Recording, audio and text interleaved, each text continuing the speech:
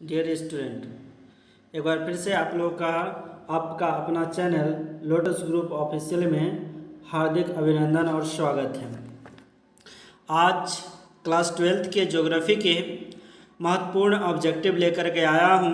ये बहुत ही इम्पोर्टेंट होने वाला है बोर्ड एग्जाम की दृष्टि से, इसीलिए ध्यानपूर्वक देखना है और ऑप्शन देख करके आंसर देने का प्रयास करना है। उसके बाद खुद मैं आपको इसका जवाब बताऊंगा। चलिए स्टार्ट करते हैं। पहला क्वेश्चन है, कौन सामाजिक भूगोल का उपक्षेत्र नहीं है? कौन सामाजिक भूगोल का उपक्षेत्र नहीं है? तो ऑप्शन नंबर ए है लिंग भूगोल है, सांस्कृतिक भूगोल है, सैन्य भूगोल है, बट कौन नहीं है उपक्षेत्र? तो ऑप्शन नंबर कौन आपका करेक्ट हो जाएगा? तो ऑप्शन नंबर डी आपका करेक्ट आंसर हो गया, चिकित्सा भूगोल। चिकित्सा भूगोल करेक्ट आंसर हो गया। ओके, अगला क्वेश्चन है कि मानव भूगोल के जनक किसे कहा जाता है? मानव भूगोल के जनक किसे कहा जाता है? तो ये हर कोई जानता है कि मानव भूगोल के जनक किसको कहा जाता है। तो आप एक बार में रख लीजिए, इसको ऑप्शन पढ़ने की जरूरत ही नहीं है। राइट, चलो ऑप्शन नंबर डी भी इसका करेक्ट आंसर है। ठीक है, आगे बढ़ते हैं। तीसरा सवाल कहता है कि मानव भूगोल क्रियाशील मानव और अस्थायी पृथ्वी के परिवर्तनशील संबंधों का अध्ययन है। ये कथन किसके द्वारा लिखा गया, अर्थात यह किसने कहा है? तो सिंपल सी बात, ये जो लिखा है स्टेटमेंट, ये कुमारी सैंपल के द्वारा लिखा गया। किसके द्वारा लिखा गया है? तो ये है कुमारी सैंपल। एलन सैंपल है जो कि ये कुमारी सैंपल जो है ये स्टेटमेंट को लिखती है। कहती है कि मानव भूगोल जो है क्रियाशील मानव और अस्थायी पृथ्वी के परिवर्तनशील संबंधों का अध्ययन है। ये मानव भूगोल की परिभाषा और किसने दिया है?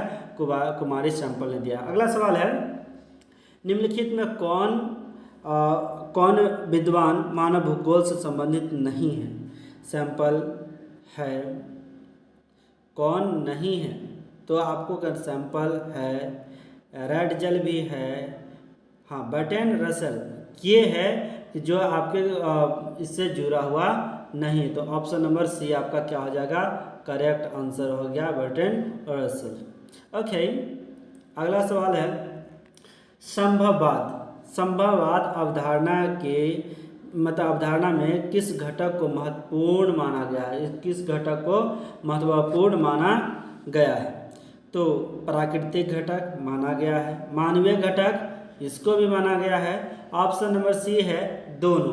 तो आपका करेक्ट कौन सा आंसर होगा? ए भी दोनों करेक्ट है, तो इसीलिए ऑप्शन नंबर सी आपका सही जवाब होगा, क्योंकि ए और बी दोनों है। ठीक है, अगला सवाल बढ़ते हैं आगे।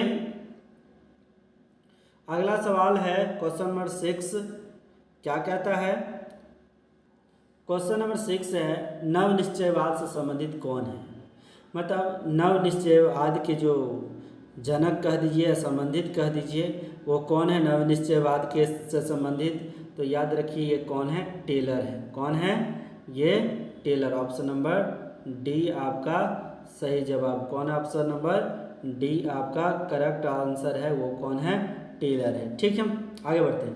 क्वेश्चन नंबर 7, निम्नलिखित में से कौन सा एक भौगोलिक सूचना का स्रोत नहीं है? भौगोलिक सूचना का स्रोत नहीं है, तो याद रखिए प्राचीन महाकाव्य। कौन? ऑप्शन नंबर डी हो जाएगा, प्राचीन महाकाव्य। ओके, अगला सवाल का है, निम्नलिखित कथनों में से कौन सा कथन भूगोल का वर्णन नहीं करता है? तो पहला क्वेश्चन से है, कौन? समकलनात्मक अनुशासन, यही तो है जो कि आपका भूगोल का वर्णन नहीं करता। तो ऑप्शन नंबर ए ही आपका करेक्ट आंसर है। ठीक है, अगला सवाल है कि प्रकृति और मानव के बीच पारस्परिक जो क्रिया है उसका सबसे महत्वपूर्ण कारक कौन है? कारक कौन है? याद रखिए ये है बुद्धिमत्ता नहीं, ये टेक्नोलॉजी, तकनीक। ये तकनीक आपका करेक्ट आंसर है। ऑप्शन नंबर बी आपका करेक्ट आंसर है। कौन? ये तकनीक है, तकनीक इसको कहेंगे हिंदी में। ठीक है, ओके, कोई नहीं। अगला सवाल, निम्नलिखित में से कौन मानव भूगोल मतलब मानव की मूल आवश्यकता से संबंधित है। आप हर कोई जानते हैं रोटी कपड़ा मकान मानव के लिए महत्वपूर्ण है। अब तो क्या कहते हैं शिक्षा स्वास्थ्य भी जोड़ दिया गया है। तो ऑप्शन में क्या परिवहन, ऑप्शन नंबर क्या है परिवहन। तो मूलभूत आवश्यकता में परिवहन नहीं आता। कृषि भोजन के लिए जरूरी है, आवास तो है ही, वस्त्र तो है ही। तो आपका कौन सा होगा option number A correct answer. यही नहीं है मानव की मूलभूत आवश्यकता, ठीक है परिवहन।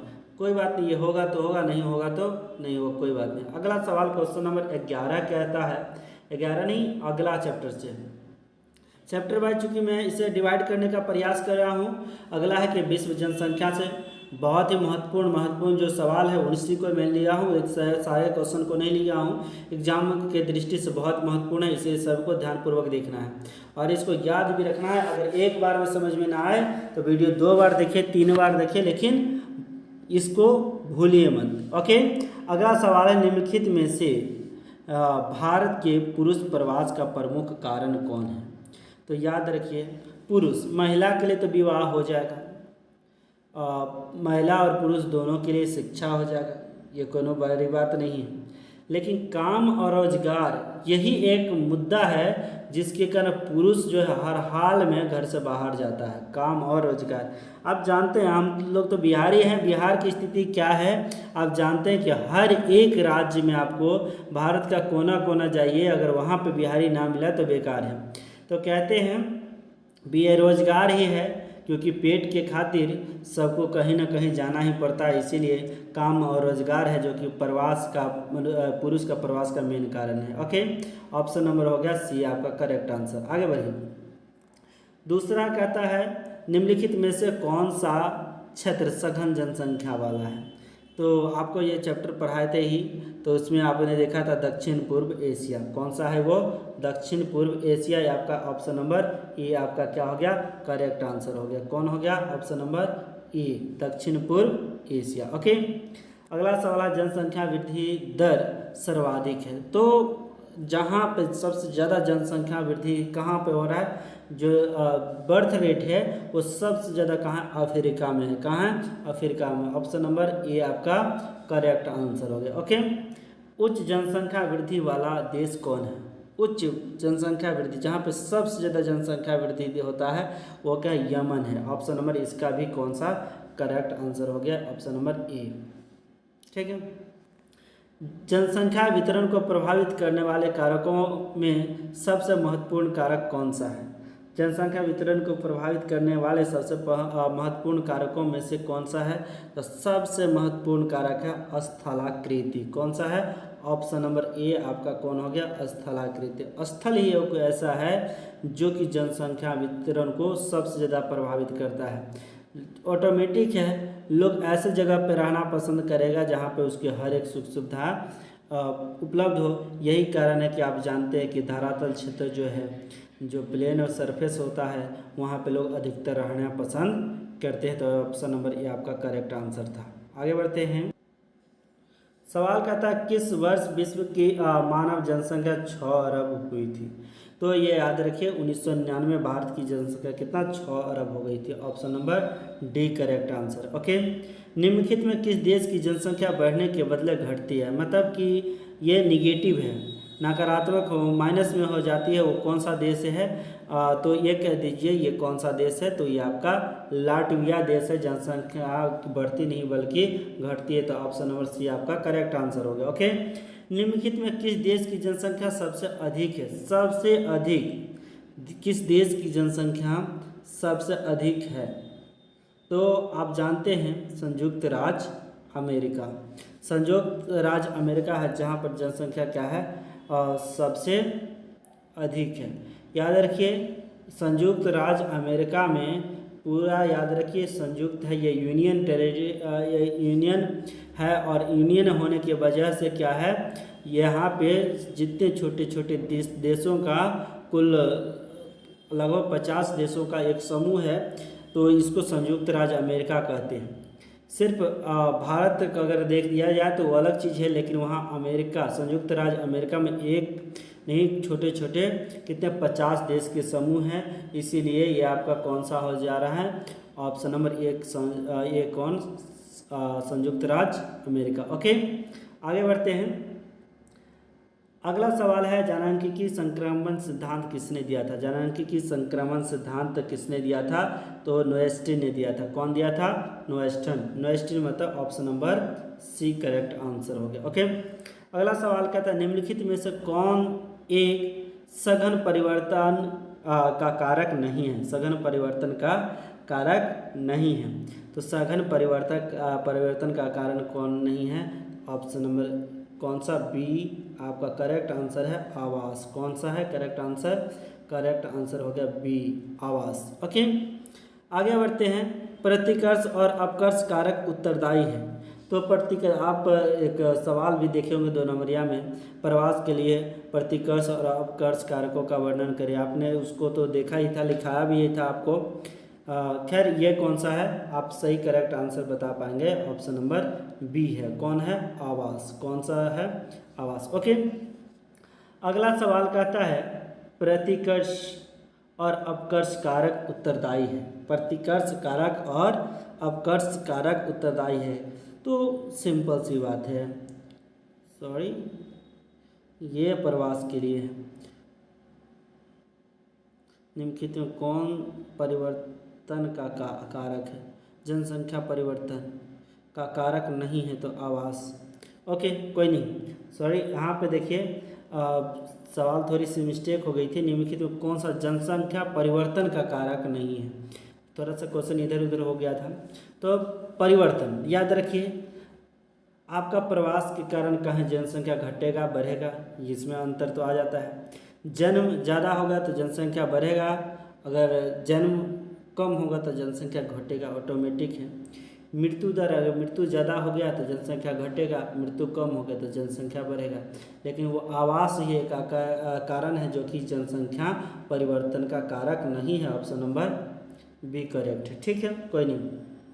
और यही सवाल इसमें भी है, प्रतिकर्ष और अपकर्ष कारक इसके लिए उत्तरदायी है, तो प्रवास के लिए। ये तो आपने अभी तुरंत ही देखा था। ठीक है, कोई नहीं। अगला सवाल देखेंगे, निम्नलिखित में कौन एक जन स्थानांतरण का अपकर्ष कारक नहीं है?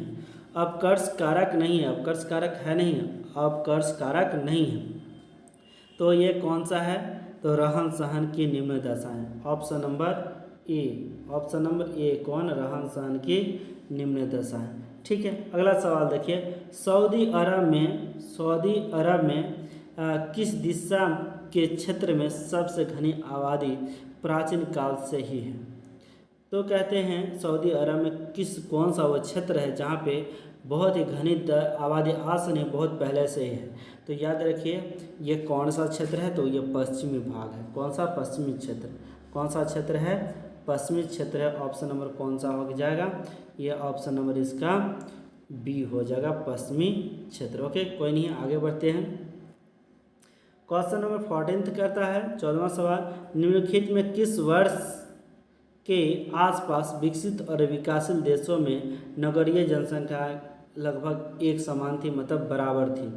याद रखिए ऑप्शन नंबर बी आपका सही जवाब है, 1970। Option number B correct answer. अगला सवाल का है कि निम्नलिखित में से कौन सा एक तथ्य नहीं है? कौन सा एक तथ्य नहीं है? तो ऑप्शन नंबर डी हो जाएगा, जनांकीय संक्रमण की प्रथम अवस्था में जनसंख्या वृद्धि उच्च होती है। तो ऑप्शन नंबर डी आपका करेक्ट आंसर हो गया। ठीक है, अगला सवाल क्वेश्चन नंबर 16 होगा इस चैप्टर का, कि निम्नलिखित में से कौन सा एक विरल जनसंख्या वाला क्षेत्र नहीं है? विरल जनसंख्या वाला क्षेत्र नहीं है, तो याद रखिए ऑप्शन नंबर ध्रुवीय प्रदेश। विरल जनसंख्या वाला क्षेत्र ध्रुवीय प्रदेश भी होता है, भूमध्य रेखीय प्रदेश ये भी होता है, दक्षिण पूर्वी एशिया। तो यही आपका सही करेक्ट आंसर है, ऑप्शन नंबर सी। ओके, आगे बढ़ते हैं। अगला चैप्टर है जनसंख्या संगठन। जनसंख्या संगठन से आपकी सवाल होगी पहला सवाल है कि निम्नलिखित में कौन जनसंख्या संगठन का अंग नहीं है।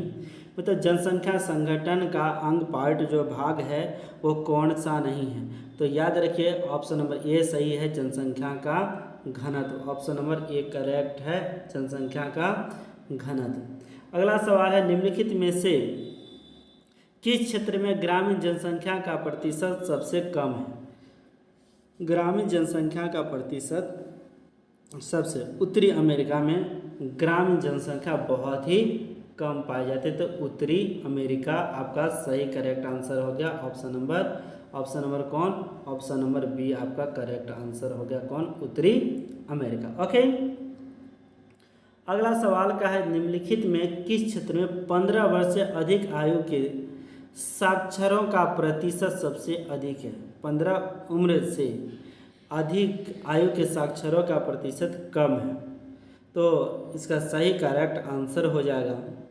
क्वेश्चन नंबर 3 है कि पूर्वी यूरोप और स्वतंत्र देशों के राष्ट्र कुल। ऑप्शन नंबर कौन होगा, ऑप्शन नंबर बी आपका करेक्ट आंसर है। ओके, चौथा सवाल का था इस चैप्टर का निम्नलिखित में से किसे प्राथमिक आर्थिक व्यवसाय में सम्मिलित नहीं किया जाता है। निम्नलिखित में किस प्राथमिक आर्थिक व्यवसाय में सम्मिलित नहीं किया जाता है। तो आप सिंपल सी बात है, प्राथमिक आर्थिक व्यवसाय में तो ऑटोमेटिक है। आप प्राथमिक द्वितीयक क्या है आपको तो भली भांति पढ़ा दिए थे, जो कि आपको प्राकृतिक चीज़ों पर अगर आप वर्क करते हैं वो किससे जुड़ा, प्राकृतिक चीज़ों से जुड़ा हुआ काम करते हैं तो आपको क्या होगा, तो प्राथमिक हो जाएगा। लेकिन प्राथमिक चीज़ों से उत्पादित वस्तुओं पर अगर विनिर्माण करते हैं तो द्वितीयक क्षेत्र का ला जाएगा। तो उत्पवन, मत्स्य पालन, भंडारण, आखेट सब तो है, लेकिन option number C correct answer होगा, क्योंकि यही वो क्षेत्र है जहाँ पे प्राथमिक क्षेत्र का या आर्थिक व्यवसाय नहीं है, भंडारण। ओके, निम्नलिखित में से किसे संयुक्त अरब अमीरात के लिंग अनुपात को निम्न किया है। तो कौन सा चीज़ है जो कि संयुक्त अरब अमीरात के लिंगानुपात को बहुत ही कम किया है, तो वो कौन सा चीज़ है।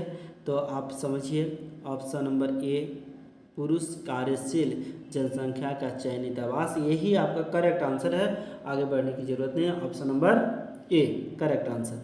अब है ह्यूमन डेवलपमेंट से देखेंगे, मानव विकास से क्वेश्चन आंसर देखेंगे। वो क्या है, मानव विकास सूचकांक में विश्व के निम्नलिखित देशों में से किसकी कोटि उच्चतम है। कौन सा देश है जहाँ पे कैटेगरी उसका हाई कैटेगरी का है, मतलब हाई कैटेगरी के है, तो वो ऑप्शन आपका कौन आ जाएगा, ए नॉर्वे। तो नॉर्वे एक ऐसा देश है जहाँ पे HDI में बहुत आगे है, नॉर्वे देश डेवलप है। ठीक है, कोई नहीं, आगे बढ़ेंगे। डॉक्टर महबूब उल हक मूल निवासी कहाँ के थे। तो आप सब जानते हैं कि ये पाकिस्तान के निवासी थे।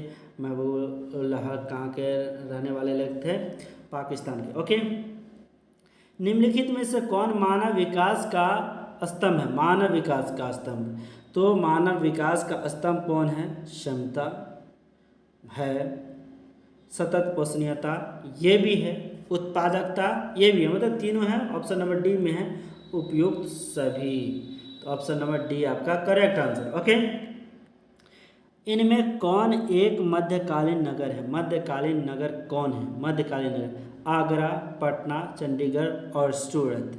तो आप सब कर जानते हैं कौन है, आगरा। आगरा मध्यकालीन नगर है, Agra. Option number A correct answer. Okay, आगे लेकर के चलते हैं। क्वेश्चन नंबर 5 कहता है मानव विकास सूचकांक। मानव विकास सूचकांक 2005 के संदर्भ में विश्व के देशों में भारत की निम्नलिखित में से कौन सी कोटि थी। तो किस जगह पे था, सबसे बड़ी बात है कि याद रखिए 2005 में ह्यूमन डेवलपमेंट इंडेक्स जब जारी किया था, भारत की रैंक क्या था, तो 127, याद रखिए 127। अभी कोई खास ज़्यादा सुधार नहीं आया है, भारत की स्थिति अभी भी वही डमाडोल ही है, पता नहीं कब भारत आगे बढ़ेगा। चलिए कोई नहीं, अगला सवाल देखते हैं। विकासशील देशों की जनसंख्या के सामाजिक ढांचे के विकास एवं आवश्यकताओं की पूर्ति में कौन से प्रकार संसाधन सहायक है? तो याद रखिए ये कौन सा संसाधन सहायक है? तो प्राकृतिक संसाधन। प्राकृतिक ही संसाधन है जो आपके डेवलप के लिए बहुत ही आवश्यक होती हैं। तो ऑप्शन नंबर सी आपका क्या हो जाएगा? करेक्ट आंसर हो जाएगा। ठीक है, आगे बढ़ते हैं। निम्नलिखित में से कौन सा देश विकासशील है? विकासशील याद रखिए जापान है आपका डेवलप्ड कंट्री हो गया, Japan develop, France develop country हो गया। ऑस्ट्रेलिया भी क्या डेवलप ही है? तो एक नाइजीरिया ही है जो विकासशील है, प्रोग्रेस कर रहा है ये भी। निम्नलिखित में कौन मानव विकास के मूलभूत क्षेत्र है? मानव विकास के मूलभूत क्षेत्र कौन सा है? स्वास्थ्य जरूरी है, संसाधन बी कौन सा हो गया? संसाधन। अब ये भी देखिए मूलभूत क्षेत्र है, मूलभूत क्षेत्र नहीं है, संसाधन नहीं है, सबसे इम्पोर्टेंट है वो कौन सा है? तो याद रखिए, एक मिनट, स्वास्थ्य भी है, संसाधन है, शिक्षा है, ये ऑप्शन नंबर सी करेक्ट होगा। और वो कौन सा? ऑप्शन नंबर डी करेक्ट होगा, उपयुक्त सभी। निम्नलिखित में कौन मानव विकास का स्तंभ नहीं है? ठीक उसका उल्टा। तो मानव विकास का स्तंभ तो उसमें आपने देखा कि तीन गो था, तो इसमें कौन नहीं होगा? तो ऑटोमेटिक आप कह सकते हैं समता होगा, समानता होगा, उत्पादकता होगा, बस एक ही जनसंख्या है जो कि आपका स्तंभ नहीं है। भैया जनसंख्या जितना कम को रखोगे उतना ही आपकी विकास तेजी से होगी। ठीक है, अगल का सवाल देखेंगे, क्वेश्चन नंबर 10। 2005 की रिपोर्ट के अनुसार विश्व के कितने देश हैं? विश्व के कितने देशों में मानव विकास का स्तर, मतलब जो HDI कहते हैं, ह्यूमन डेवलप इंडेक्स 0.8 है या फिर 0.8 से ज़्यादा है, मतलब विकसित देशों की श्रेणी में है। ये कौन कितने देश हैं 2005 की रिपोर्ट के अनुसार? तो इसका सही जवाब हो जाएगा 57 कंट्री। 2005 में जो था वो क्या था? वो डेवलप था। Option number C. Option number कौन हो गया correct answer? Option number C आपका करेक्ट आंसर हो गया। ओके, आगे बढ़ते हैं। निम्नलिखित में कौन सा देश उच्च मानव विकास वाला नहीं है? तो उच्च मानव विकास वाला वो कौन सा देश है जो नहीं है उच्च मानव विकास वाला? तो एक ही अभी तो कुछ ही देर पहले देखे थे, तो याद रखिए वो आप समझ ही गए होंगे। वो कौन है? मिस्र है, जहाँ पे हाई ह्यूमन डेवलपमेंट इंडेक्स नहीं है, ह्यूमन डेवलपमेंट वहाँ पे लो है। वो कौन है? मिस्र है। कौन सा? Option number D correct answer हो गया। कौन? मिस्र। ओके, जय हिंद। पिछले वीडियो में हमने 12th ज्योग्राफी के जो ऑब्जेक्टिव हैं उन सभी ऑब्जेक्टिव के बारे में देखा था। चैप्टर वाइज में ऑब्जेक्टिव देख रहा था जो कि बोर्ड एग्जाम के लिए बहुत ज़्यादा ज़रूरी है। इंपॉर्टेंट सब क्वेश्चन देख रहा था, जिसमें देखते देखते मैंने आया था। आज मैं उसके आगे बढ़ूंगा। पार्ट 1 का वीडियो अगर जो भी नहीं देखे तो पार्ट 1 का वीडियो देख पाएंगे, उसमें सारी है। अब इससे आगे बढ़ेंगे जो कि प्राथमिक क्रियाएं से होगी। प्राथमिक क्रियाएं का पहला सवाल है, निम्नलिखित में से कौन खाद्य फसल है? कौन सा खाद्य फसल है? तो खाद्य फसल अगर बात करें तो खाद्य फसल है तो गन्ना, मक्का, चुकंदर, कॉफ़ी। तो यहाँ पे एक छोटी सी मिस्टेक है, यहाँ पे होगा कि कौन सा खाद्य फसल नहीं है। कौन सा खाद्य फसल नहीं है मतलब खाने वाले फसल नहीं है। तो वैसे अगर मैं कहूँ तो कॉफ़ी की मैं बात कहूँ तो कॉफ़ी क्या है आपकी? तो कॉफ़ी है आपकी क्या? कॉफ़ी आपकी पेय पदार्थ है। कॉफ़ी क्या है बाबू? पेय पदार्थ है। पेय मतलब क्या? पीने वाला पदार्थ। बाकी सभी खाने वाला पदार्थ है तो खाद्य पदार्थ के रूप में सभी आ जाता है, लेकिन क्या कहते हैं, कॉफ़ी क्या है आपका? पेय पदार्थ है। तो अगर आप यहाँ पे देखेंगे तो ये आपका यहाँ खाद्य फसल, एक काम करिए कि नहीं है, खाद्य फसल नहीं है। तो ऑप्शन नंबर कौन आ जाएगा? ऑप्शन नंबर डी आपका करेक्ट आंसर हो जाएगा। कौन सा आ जाएगा? ऑप्शन नंबर डी आपका correct. Okay, option number D. आगे बढ़ते हैं और अगला सवाल है कि निम्नलिखित में कौन सा भू उपयोग संवर्ग नहीं है? तो कहते हैं इसका कौन होगा, सीमांती भूमि। ऑप्शन नंबर सी आपका करेक्ट आंसर है। कौन सा होगा, सीमांत भूमि। ओके, अगला सवाल कहा है, खट्टे रसदार फलों की कृषि को क्या कहते हैं या फिर किससे संबंधित है। खट्टे जो रसदार फसल होते हैं उस कृषि को क्या कहते हैं या फिर किससे संबंधित है, तो ये क्या है, किससे संबंधित है, भूमध्य सागरीय कृषि। तो भूमध्य सागरीय कृषि है, ये आपकी कौन सा है, रसदार फसल के लिए उपयुक्त होता है, तो ये भूमध्य सागरीय कृषि। ठीक है, अगला सवाल का था क्वेश्चन नंबर 4 होगा, निम्नलिखित में से कौन सा रोपण फसल नहीं है। रोपण फसल के बारे में आप लोग को खूब कहा था मैंने, जो कि एक बार लगाई जाती है और इसको बार बार क्या किया जाता है, उपयोग में लाई जाती है। ऐसे ये व्यापारिक कृषि होती है। तो ये कौन सा है, कौन सा नहीं है, तो ये गेहूँ। गेहूँ बाबू एक ऐसा फसल है जिसको एक बार अगर काट लिया जाए तो दोबारा ये उगता नहीं है, मतलब बार बार इसको नहीं काटा जा सकता। तो रोपण फसल कौन, गेहूँ नहीं है, बाकी सब के सब है। कॉफ़ी बार बार होगा, गन्ना हो जाएगा, रबर हो जाएगी। तो बार बार इसका काटा जाए तो उस फसल को रोपण फसल कहते हैं, लेकिन यहाँ पे यह गेहूं जो है आपको एक ही बार में समाप्त हो जाए। अगला, सहकारी कृषि अधिक फसल मतलब सफल रही थी। आपको बताना है सहकारी जो कृषि हुआ था वो सबसे ज़्यादा सफल कहाँ पे रही थी।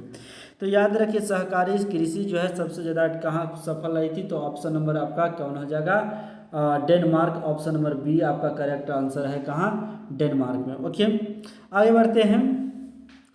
यूरोपीय वासियों द्वारा उपनिवेशों में किस प्रकार की कृषि की जाती थी या फिर किस प्रकार से कृषि किया, किस प्रकार, मिस्टेक थोड़ी सी, पूरी क्वेश्चन देख लूँ जरा सा। हाँ, अब ये है, यूरोपीय वासियों द्वारा अपने उपनिवेशों के लिए किस प्रकार का कृषि का विकास किया गया था। किस प्रकार का कृषि का विकास किया गया था, तो याद रखिए ये कौन सा कृषि है, तो रोपण कृषि। कौन सा है, रोपण कृषि। Option number B correct answer है। अगला सवाल का था, निम्नलिखित में से कौन सी एकल कृषि नहीं है। आगे ना लग गया है, वो नहीं होगा। निम्नलिखित में से कौन सी एकल कृषि नहीं है, तो डेयरी, मिश्रित कृषि, रोपण कृषि, वाणिज्य अनाज कृषि। तो आप जानते हैं कि मिश्रित कृषि एकल नहीं है, क्योंकि एक बार में एक से अधिक फसलों का मिश्रित कृषि। Okay, option number C correct answer. देखिए, निम्नलिखित प्रदेशों में किसमें विस्तृत वाणिज्य अनाज कृषि नहीं की जाती है, तो आपका सही जवाब कौन सा होगा, ये होगा अमेजॉन बेसिन में। ऑप्शन नंबर डी आपका इसका क्या होगा, करेक्ट आंसर होगा। कौन सा करेक्ट आंसर, डी वाला करेक्ट आंसर होगा। ठीक है, आगे बढ़ते हैं। अगला सवाल है कि निम्नलिखित में कौन सा देश में गेहूं व चावल के अधिक उत्पादकता की किस्में मतलब पाई जाती है, तो गेहूं, और ये कौन सा है, तो कौन सा है बाबू, मैक्सिको तथा फिलीपींस। मैक्सिको तथा फिलीपींस ऐसे देश है जहाँ पे क्या है, ये अधिक से अधिक मात्रा में क्या चावल और गेहूं का उत्पादन होता है। ऑप्शन नंबर बी आपका करेक्ट आंसर हो गया। अगला सवाल कहता है, शुष्क कृषि में निम्नलिखित में से कौन सी फसल नहीं बोई जाती है। शुष्क कृषि में कौन सी फसल नहीं बोई जाती, तो वो फसल है कौन सा है, गन्ना। कौन सा है, गन्ना। आप जानते हैं गन्ना के लिए तो पर्याप्त मात्रा में पानी की आवश्यकता होगी। निम्नलिखित में कौन कृषि आधारित उत्पाद नहीं है, कृषि आधारित उत्पाद नहीं है, तो कृषि देखिए चीनी कृषि से आएगा। नमक ही एक ऐसा चीज़ है जो कि कृषि आधारित नहीं है, बाकी कॉफ़ी है, चाय है, बस एक कौन है, नमक नहीं है। ठीक, आगे कहते हैं, ब्राज़ील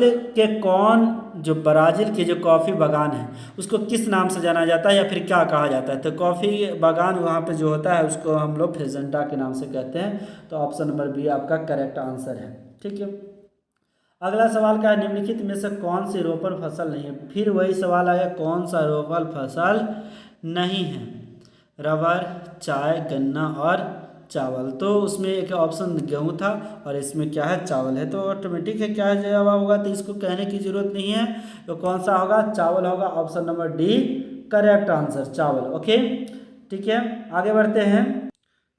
अगला सवाल कहता है, गेहूं की खेती के आदर्श तापमान कितना होना चाहिए, किस टेम्परेचर में गेहूं जो है बेहतर से बेहतर होगा।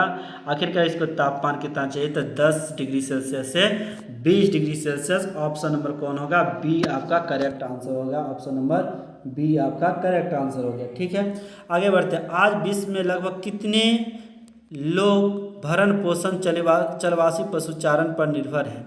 तो आज विश्व में लगभग कितने लोग भरण पोषण जो है चलवासी पशुचारण पर निर्भर करता था। याद रखिए ये कितने लोग हैं, तो 2 करोड़ लोग चलवासी पशुचारण पर क्या करते हैं, निर्भर होते हैं। 2 करोड़। ऑप्शन नंबर बी आपका करेक्ट आंसर हो गया। अगला सवाल कहता है चावल अथवा धान की खेती से संबंधित है। तो आप जानते रोपण कृषि नहीं होगा, तो कौन होगा, ट्रक कृषि होगा, ये भी नहीं होगा। ये भी क्यों होगा भाई, तो कौन होगा, तो भूमध्यसागरीय कृषि नहीं होगा, गहन निर्वाह कृषि यही होगा। ऑप्शन नंबर डी आपका करेक्ट आंसर हो जाएगा। ठीक है, आगे बढ़ते हैं।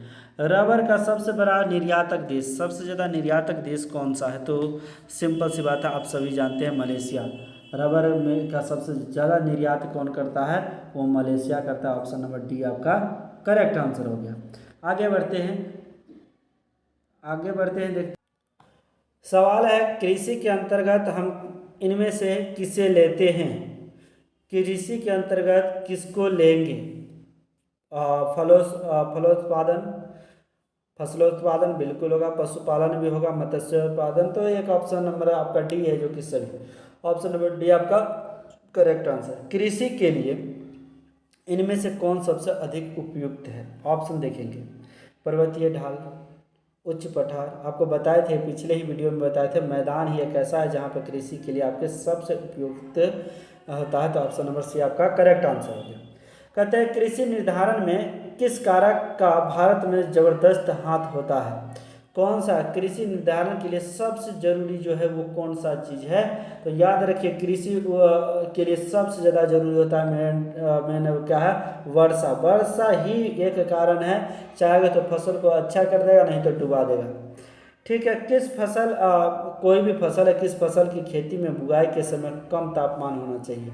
तापमान याद रखिए कि जो ठंडे के दिनों में जो लगता होगा तो वही आपका क्या होगा, लॉजिक है, सिंपल सी बात है, जो उसकी बुआई के समय जो ठंडे के दिन में जो बुआता होगा, बुनाई अगर उस समय होती थी तो वो फसल आपका होगा। तो ये ऑप्शन नंबर बताइए कौन सा होगा। तो आप सबको जानते हैं गेहूं को ठंडा के मौसम में बोया जाता है। तो ऑप्शन नंबर बी आपका करेक्ट हो गया। कौन सा, ऑप्शन नंबर बी। ठीक है, किस फसल की खेती जो है पहाड़ी ढालों पर की जाती है, कौन सा है, जूट, चाय, गन्ना, कपास। तो आप सब कोई जानते हैं एक पहाड़ी मतलब पहाड़ी क्षेत्र में याद रखिए। और चाय एक ऐसा फसल है जिसमें हल्की सी भी पानी नहीं लगनी चाहिए, अगर पानी लगा तो आपका ये क्या हो जाएगा, फसल बर्बाद हो जाएगा। तो इसीलिए वो ढालू क्षेत्र में होता है जहाँ पर पानी लगता ही नहीं। पानी वर्षा चाहिए, निरंतर वर्षा चाहिए, लेकिन वर्षा का पानी लगना नहीं चाहिए। इसीलिए ऑप्शन नंबर कौन सा हो गया आपका आंसर, ऑप्शन नंबर बी आपका करेक्ट आंसर हो गया, चाय।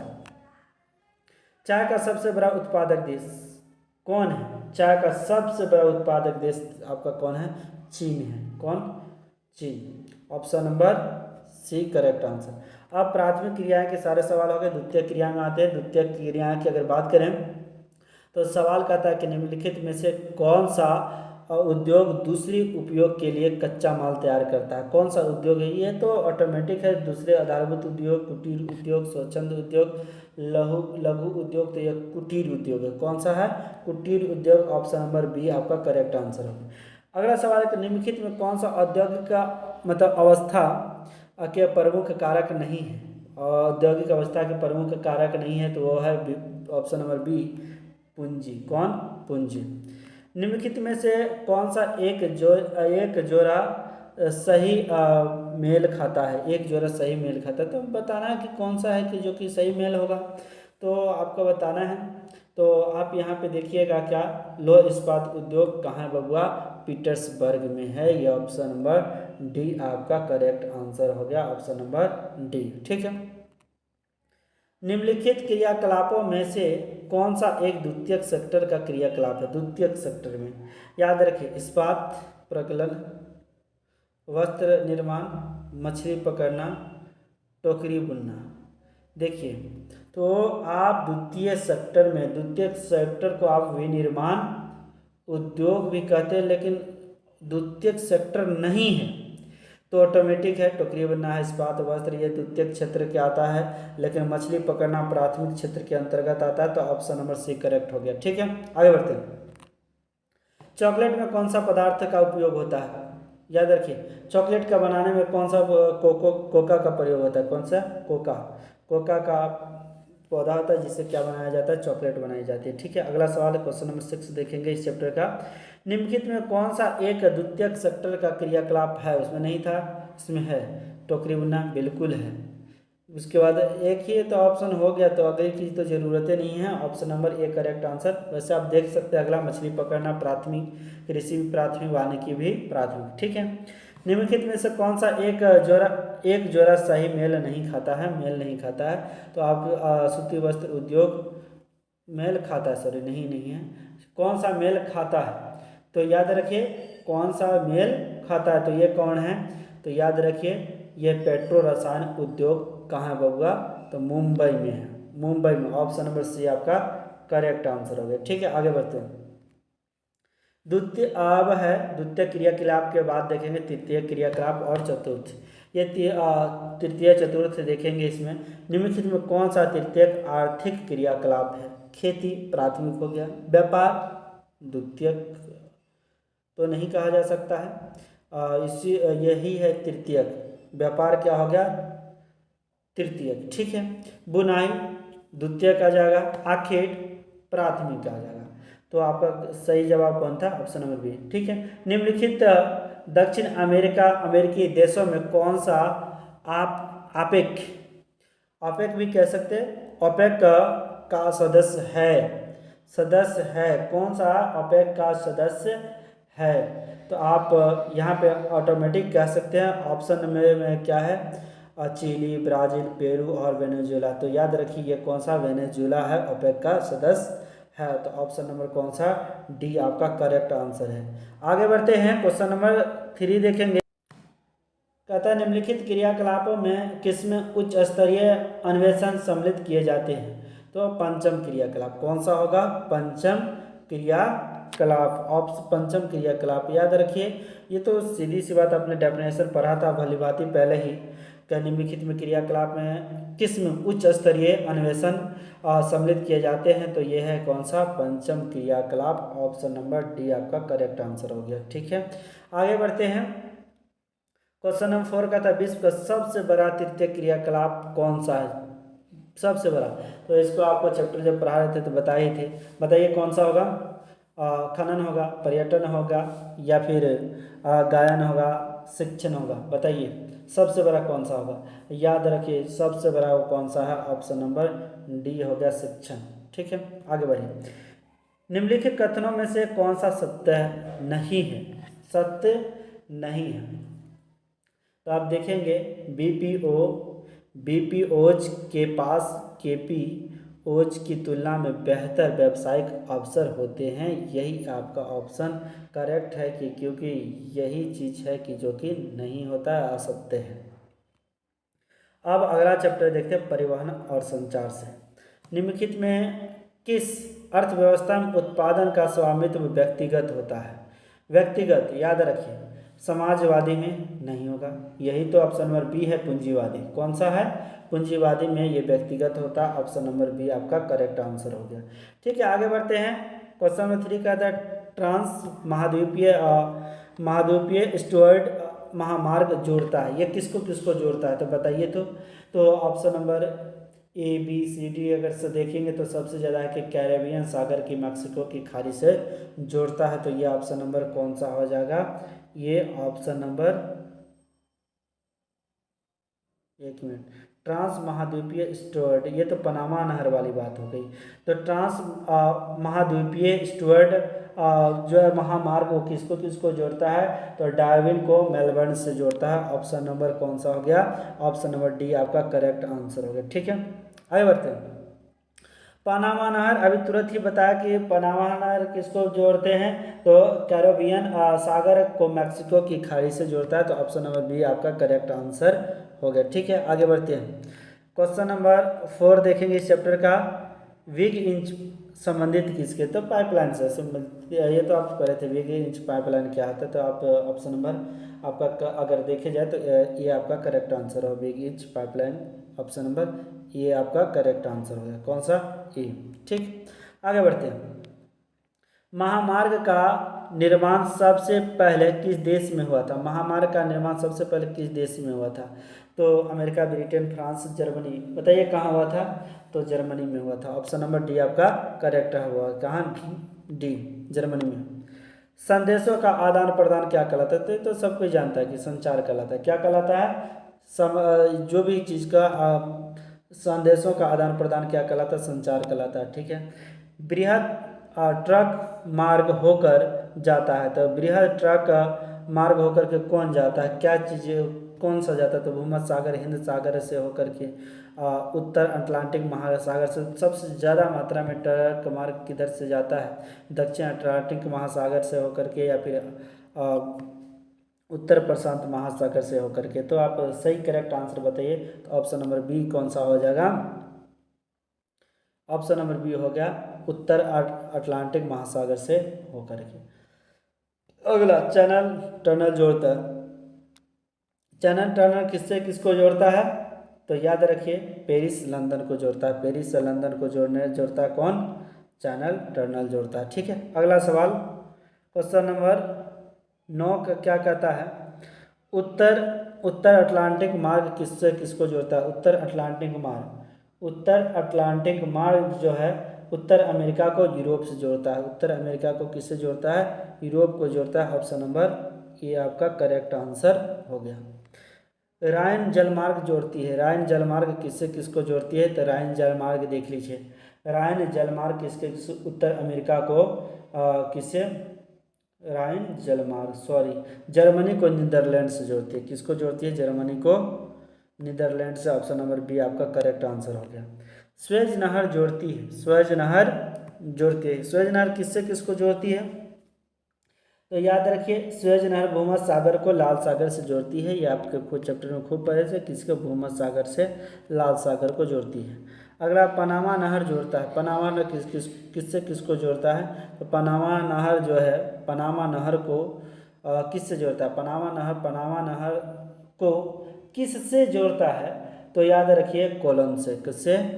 कोलन से। ऑप्शन नंबर बी आपका करेक्ट आंसर हो गया। ऑप्शन नंबर कौन हो गया करेक्ट आंसर? बी हो गया। ठीक है, आगे बढ़ते हैं। क्वेश्चन नंबर 13, विश्व का सबसे लंबा झील जलमार्ग कौन सा है? ये बार बार आपके एग्जाम में पूछता है, बहुत इंपॉर्टेंट है। विश्व का सबसे लंबा झील मार्ग कौन सा है?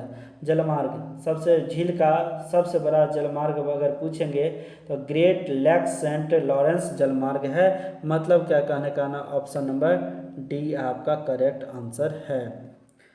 क्वेश्चन नंबर 14 करता है, निम्नलिखित में से किस देश में इंटरनेट का प्रयोग सबसे अधिक होता है? आपको जान करके ही बड़ा खुशी होगा कि इंटरनेट का उपयोग करने में सबसे ज़्यादा वो कौन है? अमेरिका है। कौन?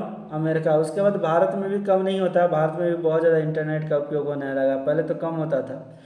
इंटरनेट पर किस देश का स्वामित्व है? मतलब इंटरनेट पर अगर कब्जा की अगर बात करें तो कौन सा देश है जिस पर इंटरनेट का कब्जा है? तो याद रखिए, कोई भी देश नहीं है जिस पर इंटरनेट का कब्जा है। कोई देश नहीं, कोई देश नहीं, कोई किसी का नहीं है। Option number D correct answer. अगला सवाल, इनमें से किन दो देशों के बीच गैस पाइपलाइन बनाने का विचार हो रहा है? तो आप सही जवाब तराशिए, ईरान और भारत के बीच। ईरान और भारत के बीच आपका गैस पाइपलाइन अगर बिछ जाता है तो बहुत फ़ायदा होगा ये गैस पाइपलाइन से। ठीक है, अगला सवाल क्या, अंतर्राष्ट्रीय व्यापार को हम लोग देखेंगे। अंतर्राष्ट्रीय व्यापार, अंतर्राष्ट्रीय व्यापार का प्रश्न उत्तर देखते हैं। कहते हैं, दो देशों के मध्य व्यापार क्या कहलाता है? दो देशों के बीच आप समझते हैं कि अंतर्देशीय व्यापार कहलाएगा, या अंतर्राष्ट्रीय व्यापार कहते हैं। अंतर्देशीय, देश के अंदर हुआ तो अंतर्देशीय व्यापार, अब बाहर चले गया अंतर्राष्ट्रीय हो जाएगा तो क्या होगा, अंतर्राष्ट्रीय व्यापार हो जाए। तो आपका सही जवाब बताइए कौन सा होगा, तो आपका सही जवाब होगा option number D. Option number D कौन, अंतर्राष्ट्रीय व्यापार। ठीक है, स्थानीय व्यापार तो लोकल में है, किसी भी जिले कहीं पे भी कर लीजिए, कोई दिक्कत नहीं। अगला सवाल देखिए, निम्नलिखित महाद्वीपों में से किस एक में विश्व का व्यापार मतलब सर्वाधिक प्रवाह होता है, तो सबसे ज़्यादा कहाँ पे व्यापार होता है, तो इसका सही जवाब है कौन, यूरोप। खैर यूरोप कहिए कि बहुत जल्दी बहुत डेवलप हो गए। ठीक है, आगे बढ़ते हैं। देखिए क्या कहता है, दक्षिण अमेरिकी राष्ट्रों में से कौन सा एक ओपेक का सदस्य है। ये पहले भी सवाल देखे थे, एक बार फिर से देख लेते हैं, कौन सा ओपेक का सदस्य है। तो क्या कहूँ, आपको पहले ही बता दिया, वेनेजुएला। कौन है, जैसा ऑप्शन था रिपीट हो रही है सवाल, वेनेजुएला। ठीक है, जाम्बिया अपनी विदेशी मुद्रा का कितना प्रतिशत, मतलब सॉरी यहाँ पर दिया 95% किस क्रियाकलाप से अर्जित करता है, मतलब जितना उसका पास विदेशी मुद्रा होता है उसका 95% किससे वो अर्जित करता है। तो आपको जान के ही बड़ा ही आश्चर्य होगा वो किसके द्वारा करता है, तो याद रखिए वो तांबे का निर्यात करके, तांबे को बेच करके, ये 95% तांबे का प्रचुर मात्रा में जाम्बिया के पास खान है। ठीक है, बाहरी देश से कोई सामान मंगाई जाता है तो उसे क्या कहते हैं, जब बाहरी देश से अगर कोई सामान मंगाएंगे तो उसको हम लोग क्या कहेंगे जानते हैं, बाहरी देश से। तो आप लोग क्या, व्यापार तो कहीं से भी कह देंगे, निर्यात भेजने को कहेंगे, आयात मंगाने को कहेंगे। तो अब बताइए, या फिर मंगाने को कहीं से मंगाए तो आयात, कहीं पे भेजे तो निर्यात, व्यापार खरीद करके बेच दिए तो व्यापार। लेकिन यहाँ पे कहा कि बाह्य व्यापार, तो एक देश से जब दूसरे जगह से क्या होता है सामान मंगाए या फिर बेचे तो वो क्या होता है, बाह्य व्यापार। ऑप्शन आपका कौन हो जाएगा, डी आपका करेक्ट आंसर होगा। ठीक है, बाकी का जो रह गया है वो अगले वीडियो में देखेंगे। अगले वीडियो के लिए कांटेक्ट करें, फिर अगले वीडियो। जय हिंद। एक बार फिर से आपका लोटस ग्रुप ऑफिशियल चैनल में आपका स्वागत है। आज हम लोग क्लास 12th के ज्योग्राफी के पार्ट 3 वीडियो को देख रहे हैं।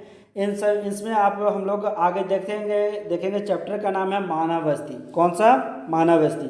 चलिए स्टार्ट करते हैं। इसका पहला सवाल है कि विश्व के प्रमुख समुद्री पतन निम्नलिखित में से किस प्रकार के हैं। समुद्री पतन, तो याद रखिए ऑप्शन नंबर सी आपका करेक्ट आंसर है। कौन सा, ऑप्शन नंबर का आंसर करेक्ट है सी है, वो विस्तृत पतन है। कौन सा पतन है, विस्तृत पतन। ठीक है, अगला सवाल है किस झील के चारों ओर बसा, कोई भी झील है उसके चारों ओर बसा हुआ जो अधिवास होता है, घर होता है, वो किस आकृति में आएगा, तो वृत्ताकार में आएगा। किस में आएगा, वृत्ताकार। Option number C correct answer है।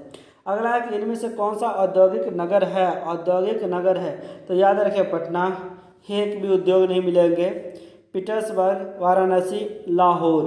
तो आपका सही का ऑप्शन कौन है, वाराणसी। कौन सा, Varanasi. Option number A correct answer हो गया। इनमें से कौन ग्रामीण वस्ती का प्रकार नहीं है, प्रकार है, गुच्छित, अर्धगुच्छित, उल्लीकृत, उपयुक्त, सभी। तो ये सब के सब ऑप्शन नंबर आपका डी आपका करेक्ट आंसर हो गया, उपयुक्त सभी। पांचवा सवाल कहता है अधिवास की लघुतम इकाई क्या है। तो सब लघुतम, बृहत्तम, मतलब लघु मतलब छोटका। तो याद रखिए सबसे छोटका जो होता है उसको हम लोग क्या कहते हैं, उसको आप लोग क्या कहते हैं, पल्ली कहते हैं। क्या कहते हैं, पल्ली। ऑप्शन नंबर कौन सा, बी आपका करेक्ट आंसर हो गया, पल्ली। ठीक है, आगे बढ़ते हैं। किसी बस्ती को कम से कम कितना आबादी होने पर अमेरिका में शहर कहा जाता है। अमेरिका की बात करें, भारत का नहीं। तो अमेरिका में कम से कम कितना शहर होना चाहिए, तो याद रखिए कि बस्ती में कम से कम 2500, कितना, 2500 अगर आबादी होती है, कितना, तो कम से कम कितना, 2500 होती है तो उसको क्या कह दिया जाता है, शहर कह दिया जाता है। Option number A correct answer है। 2006 में विश्व में कितनी प्रतिशत आबादी नगरीय थी? विश्व में अगर प्रतिशत की बात करते हैं 2006 के अनुसार तो ये 50%, मतलब आधी जनसंख्या किस क्षेत्र में रहती थी, नगरीय क्षेत्र में। तो अब लगातार बढ़ते जा रहा है नगरीय क्षेत्र की संख्या। 2006 के प्रारंभ में दक्षिण अमेरिका के कितने नगर की आबादी 10 लाख तक हो गई थी? 10 लाख तक।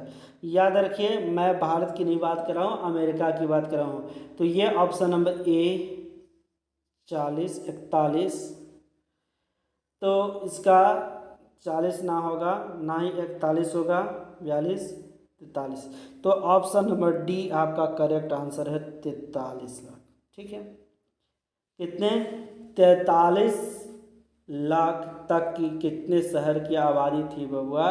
तो 43 शहर की आबादी कितना? 10 लाख या उससे अधिक था। ठीक है, ग्रामीण अधिवासियों के निवासी मुख्यतः संलग्न होते हैं। तो आपको पता है कि प्राथमिक क्षेत्र से खेती उती ज़्यादा होता है वहाँ पे। तो आप जान लेते हैं कौन सा प्राथमिक क्षेत्र। ऑप्शन नंबर कौन सा होगा, पूछने की जरूरत नहीं, ये करेक्ट आंसर होगा। ठीक है, आगे बढ़ते हैं। रूस में टुंड्रा भाग में रहने वाले आदिम जो जाति होती है वो कौन है? तो यह रूस में टुंड्रा भाग में रहने वाले जो आदिम जाति होते हैं वो कौन है? तो वो कौन है जानते हैं? याकुत है। कौन? Option number C. जो टुंड्रा भाग में जो रहते हैं आदिवासी उसको क्या कहते हैं? याकुत कहा जाता है। ठीक है, कालाहारी मरुस्थल में कौन सा जनजाति निवास करते हैं? तो कौन सा? पिग्गी, माओरी, बुशमैन, इनमें से कोई नहीं। तो याद रखिए बुशमैन, ऑप्शन नंबर आपका कौन सी करेक्ट आंसर। ठीक है, आगे बढ़ते हैं। निम्नलिखित में कौन बस्ती प्रतिरूप सड़कों, नदियों या नगरों के सहारे विकसित होता है? कौन सा बस्ती जो है सड़कों या फिर नदियों या फिर नगरों के सहारे विकसित होता है? तो गोलाकार रखिए, क्रॉस आकृति और आकार। बताइए कौन सा होगा? तो रेखीय। कौन सा? रेखीय। Option number B correct answer. अगला सवाल कहता है निम्नलिखित में से कौन इथोपिया की राजधानी? इथोपिया की राजधानी का क्या नाम है बबुआ? तो याद रखिए इथोपिया की राजधानी कौन है? जल्दी बताइए। Addis Ababa. Addis Ababa, option number C correct answer है। आगे बढ़ते हैं। 40 नंबर क्वेश्चन कहता है कि निम्नलिखित में कौन सा सांस्कृतिक नगर है? सांस्कृतिक नगर है, याद रखिए जेरूसलम आपका क्या है? सांस्कृतिक नगर है। ऑप्शन नंबर कौन सा हो जाएगा? ए। ठीक है, आगे बढ़ते हैं। निम्नलिखित में कौन आंतरिक समुद्रिक पतन नहीं है? आंतरिक समुद्री पतन नहीं है, आपको बताना है। तो याद रखिए समुद्रिक पतन कौन है? तो मेफिस। कौन? Memphis. Option number D correct answer होगा। ठीक है, जल अभाव वाले क्षेत्रों में किस प्रकार की बस्तियां पाई जाती है? तो जहाँ पे जल की मात्रा बहुत ही कम रहेगी तो वहाँ क्या जल के अभाव, जहाँ पे जल कम रहेगा वहाँ किस प्रकार की बस्तियाँ पाई जाएगी? जल अभाव वाले क्षेत्रों में किस प्रकार की बस्तियाँ? पल्ली, प्रकीर्ण, गुच्छित, इनमें से कोई नहीं। तो अब बताइए कौन सा होगा? जहाँ जल का अभाव होगा उसमें ढेर सारा लोग रहेंगे? नहीं, बहुत ही कम रहेंगे, बहुत ही कम। तो उसको आप लोग क्या कहेंगे? पल्ली, प्रकीर्ण, गुच्छित, इनमें से कोई नहीं। तो आप तो एक चीज़ देखे थे कि जहाँ पे सबसे कम जो छोटे छोटे क्षेत्र रहता है उसको पल्ली कहा जाता है। तो आप यहाँ पे क्या कहेंगे? प्रकीर्ण कह सकते हैं। ऑप्शन नंबर बी आपका करेक्ट आंसर हो गया। ठीक है, आगे बढ़ते हैं। रेडियर किस क्षेत्र में? मिस्टेक हो गया। रेंडियर किस क्षेत्र में पाया जाता है? तो याद रखिए टुंड्रा प्रदेश। कौन सा? टुंड्रा। ऑप्शन नंबर बी आपका करेक्ट आंसर हो गया। मसाई क्या है? मसाई क्या है? तो एक जनजाति है। मसाई क्या है बाबू? एक जनजाति है। मसाई क्या है? मसाई एक जनजाति है। Option number B correct answer. ठीक है, इसी प्रकार से आप देखिए, जो भी है एक बार फिर से वीडियो देखिए, बार बार देखिए, क्योंकि ये बहुत ही इंपॉर्टेंट वीडियो। जय हिंद। आइए आज ऑब्जेक्टिव आपके लिए लेके आए हैं, देखते हैं क्या है। पहली कविता की पहली ऑब्जेक्टिव, पहली पोएम है sweetest love I do not गो। इसके राइटर्स हैं जॉन डन। आइए पहली क्या है देखता हूँ। पहली ऑब्जेक्टिव कहता है Donne present himself in sweetest love I do not go in. तो sweetest love I do not go जो कविता है वो अपने आप को क्या प्रेजेंट किए हैं, तो इसका सही आंसर होगा the first person singular number. First person singular number मतलब ऑप्शन नंबर ए आपका करेक्ट आंसर हो गया।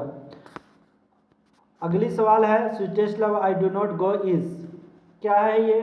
Sweetest love do not go जो है एक लव पोएम है। कैसी पोएम है? लव पोएम है। ऑप्शन नंबर सी आपका करेक्ट आंसर हो गया। तीसरी सवाल कहता है done is well known for his. तो जॉन डन जो है किसके लिए जाने जाते हैं, किसके लिए अच्छी तरह से जाने जाते हैं? तो आप जान लीजिए ये song of sonnets, songs and sonnets के लिए भी जाने जाते हैं, स्टर्स के लिए भी जाने जाते हैं, समर्स के लिए भी जाने जाते हैं। कहा जाए ओवरऑल तो ये सब के लिए जाना जाता है। ऑप्शन नंबर डी आपका करेक्ट आंसर हो गया। ठीक है, आगे बढ़ते हैं। In the poem sweetest love I do not go die stand for, किसके लिए? बताइए किसके लिए? तो क्या टू जाए, टू डाई। तो option number A correct answer हो गया। क्वेश्चन नंबर 5 कहता है sweetest love I do not go is क्या है? Go may be compared with Shakespeare's. तो ये किसके शेक्सपियर्स के जो कौन सी रचनाएं हैं जिससे इसकी तुलना किया जाता है? तो आपका सही जवाब होगा ये the marriage of true minds. Option number B correct answer हो गया। ठीक है, आगे बढ़ते हैं। Question number 6 who has composed the poem sweetest love I do not go. तो इसके बारे में पूछना ही नहीं है, क्योंकि मैंने आपको कहानी का स्टार्ट में ही बता दिया था। इसके लेखक कौन है? जॉन डन है, अर्थात ऑप्शन नंबर ए आपका करेक्ट आंसर हो गया। ठीक है, अगला सवाल है John done was the pioneer of, क्या कहे जाते हैं? तो देखिए क्या, मेटाफिजिकल पोएट्री, मेटाफिजिकल पोएट्री। ठीक है, आगे बढ़ते हैं। Sweetest love I do not go is क्या है? तो आप जानते ही हैं sweetest love I do not कविता आपने भली भांति पढ़ चुका है। तो ये क्या है? Sweetest love I do not जो कविता है वो है एक लिरिक बोले तो एक संगीत गीत है। ठीक है, sweetest love I do not go जो है हैज़ बीन एड्रेस टू, किसके मतलब किसके लिए एड्रेस किया गया है? तो आप सब कोई जानते हैं किसके लिए? सिस्टर्स के लिए नहीं। तो किसके लिए? मदर के लिए नहीं, फ्रेंड के लिए नहीं, वाइफ के लिए, मतलब उसकी जो गर्लफ्रेंड है उसके लिए। जॉन डन के जो कवि के जो गर्लफ्रेंड थी, यूँ समझिए उसकी जो बिलव्ड थी, प्रेमिका थी, उन्हीं के लिए ये लिखा गया था। ठीक है, ऑप्शन नंबर डी आपका करेक्ट हो गया।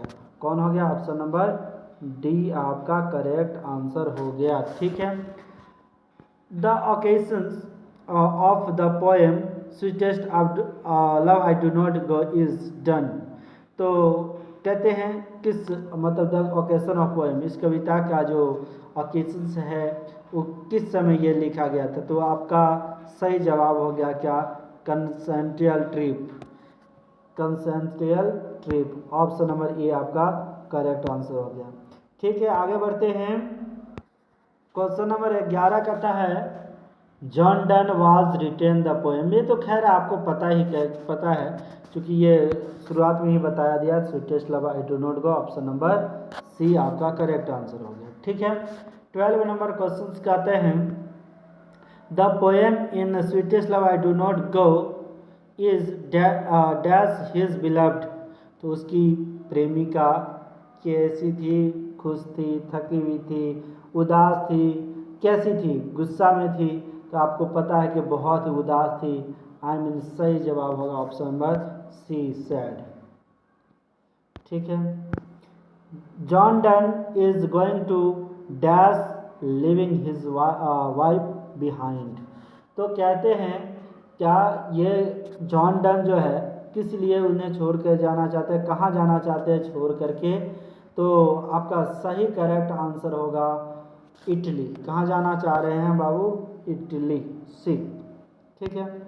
John Donne think that that क्या in creation dash in creation. तो कहते हैं इसका करेक्ट आंसर होगा ए नंबर, डेथ, डेथ, मृत्यु। ठीक है। John done wants to go away because he is not tired on his क्या किससे? beloved से, सिस्टर से, मदर से, फादर से। तो बस एक ही है, वो कौन है? beloved से, ऑप्शन नंबर सी। ओके। अगला सवाल कह रहा है कि द पोएट, पोएट मतलब जो कवि है John Donne, is better than the, किससे बेटर है? तो कहते हैं सन से कहा था। आपको कविता याद होगा क्योंकि उन्होंने कहा था शाम होता है तो सूरज ढलता है या सुबह में पुनः आ जाता है, मैं उससे वो तो सूरज है, मैं उससे भी तेज हूँ और मैं भी अवश्य आऊँगा, इसके लिए क्या करना, आप तुम कन्फर्म रहो। ये बात है कवि ने खुद कहा था। तो ऑप्शन नंबर एक कौन सा हो गया? बी आपका करेक्ट आंसर हो जाएगा, sun. John Donne feel that a dash is very happy, क्या है? होपलेस। तो कौन कहा कि कौन जो है, कौन ज़्यादा होपलेस होते हैं? तो इसका करेक्ट आंसर होगा मैन। कौन? मैन। ऑप्शन नंबर डी आपका करेक्ट आंसर हो गया, मैन। क्वेश्चन नंबर 18 कह रहा है डैश कौन? ही मतलब हैज़ बीन डिस्क्राइब एंड क्या मेटाफिजिकल पोएट। तो ऑटोमेटिक है, कौन सा होगा बाबू? तो ये हो जाएगा मेटाफिजिकल के लिए टी एस इलियट। कौन सा? T S Eliot, B. Dash want to क्या ग्लैडली एक्सेप्ट डेथ। कौन क्या कहते हैं? डेथ को एक्सेप्ट कर दिया था। तो कहते हैं कौन? जॉन डन ने। ठीक है, ये कविता के कवि ने। John Donne had seen the sun setting dash night. तो कहते हैं John Donne had seen the sun setting dash night. तो कौन से रात का वो क्या कहते हैं डूबता हुआ देख रहे थे? तो क्या हो जाएगा? ये हो जाएगा यस्टरडे, कल, yesterday. Okay, option number B correct answer, yesterday. कौन सा करेक्ट आंसर हो गया? ऑप्शन नंबर बी हो गया आपका करेक्ट आंसर। ठीक है, इस प्रकार से इस कविता के 20 आपने ऑब्जेक्टिव देखा जो कि बहुत ही महत्वपूर्ण है। इसको आप भी देखिए और दूसरों तक भी पहुंचाइए ताकि वो भी इसे देख सके, समझ सके। धन्यवाद। फिर मिलते हैं अगली वीडियो में। Okay, bye.